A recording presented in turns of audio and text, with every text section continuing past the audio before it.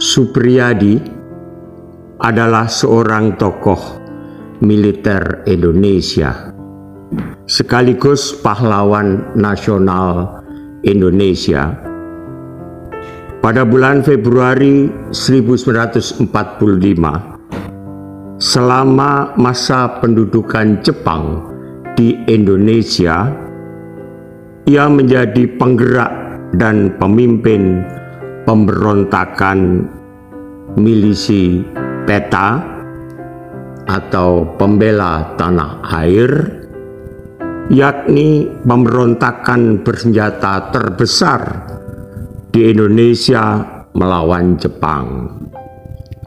Di kota Blitar, Jawa Timur, dan setelah proklamasi kemerdekaan Indonesia, ia diangkat menjadi Menteri Pertahanan Republik Indonesia yang pertama, tetapi gagal dilantik karena ia hilang waktu pemberontakan yang dipimpinnya dipadamkan oleh pasukan Jepang.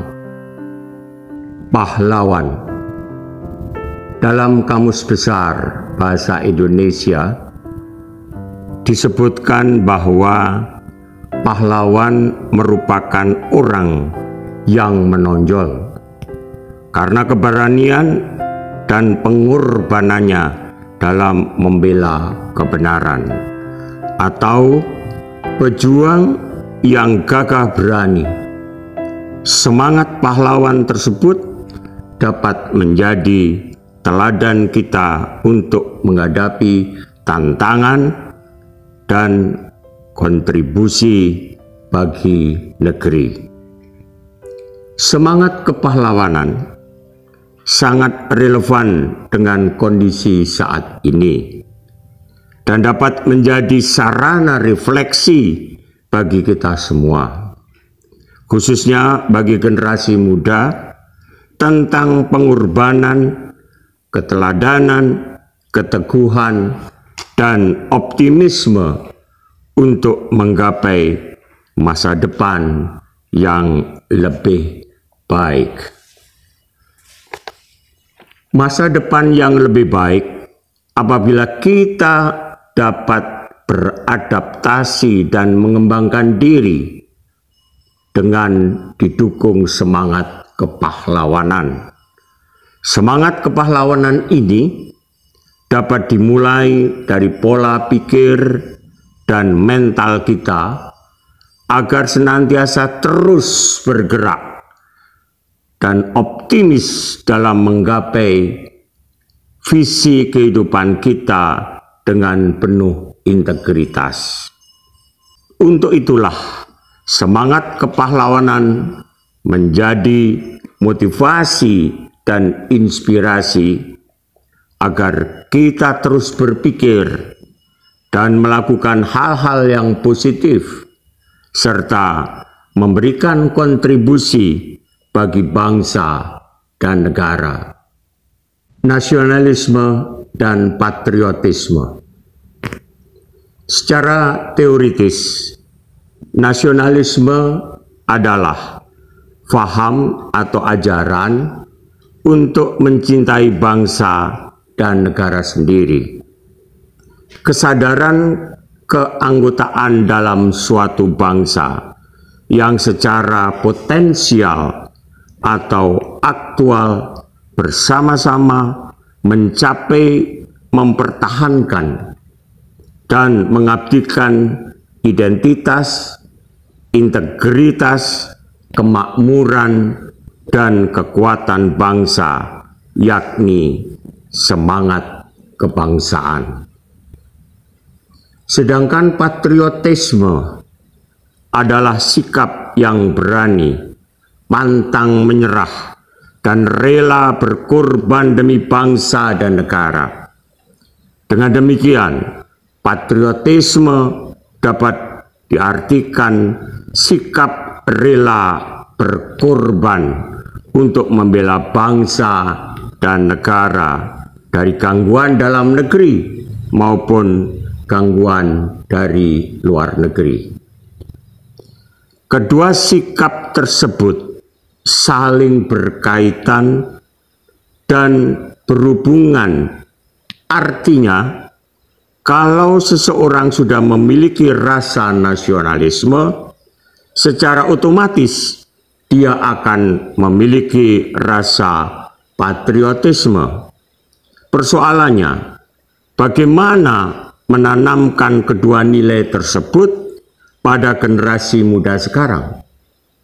Mungkin inilah yang menjadi pekerjaan rumah bagi semua elemen masyarakat, baik orang tua, guru, dosen, dan pejabat pembuat kebijakan atau pemerintah. Nasionalisme dan patriotisme pada saat ini tidak lagi harus angkat senjata, tetapi dapat diwujudkan dalam bentuk yang lain, seperti bagaimana mengharumkan nama bangsa dengan berprestasi dalam bidang olahraga, seni, budaya, juga penguasaan ilmu pengetahuan, dan lain sebagainya, dan lain sebagainya. Revolusi Industri 4.0.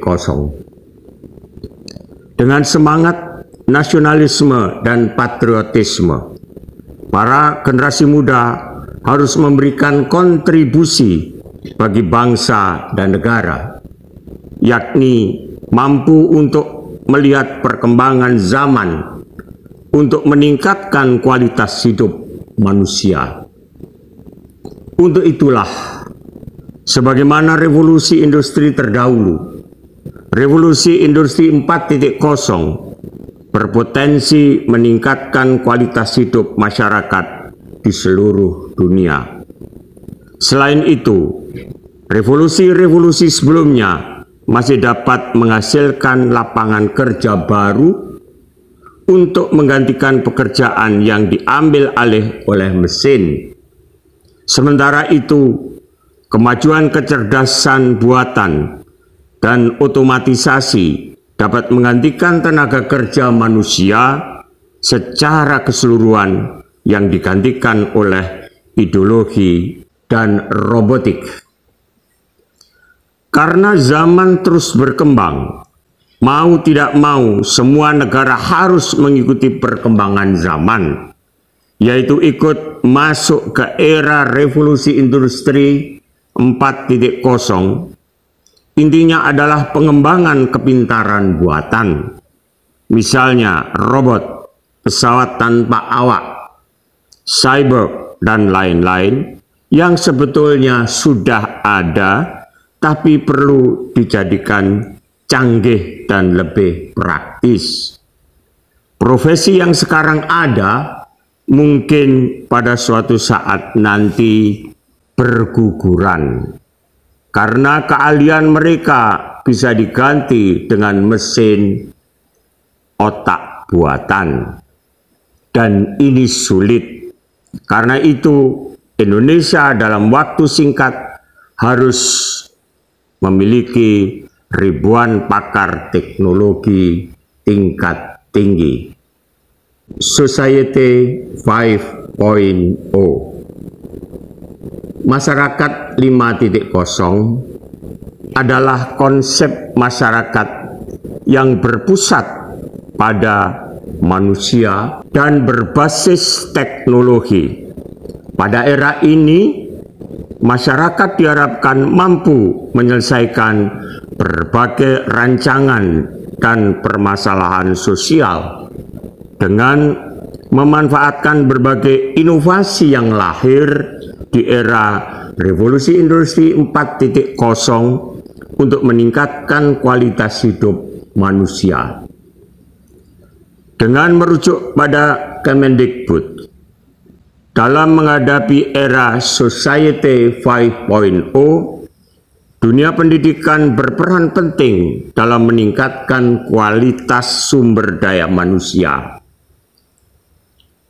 Peserta didik diharapkan dapat memiliki kecakapan hidup abad 21 yang dikenal dengan istilah 4C, yakni creativity, critical thinking, communication, dan collaboration. Muncul pertanyaan pada diri kita sendiri. Di manakah kita? Apakah kita ketinggalan sepur? Siapa yang ikut dalam percepatan perkembangan dunia? Khususnya revolusi industri 4.0 dan society 5.0. Banyak pertanyaan yang harus dijawab, dan jawaban itu tidak bisa datang dari luar, melainkan harus dari diri kita sendiri.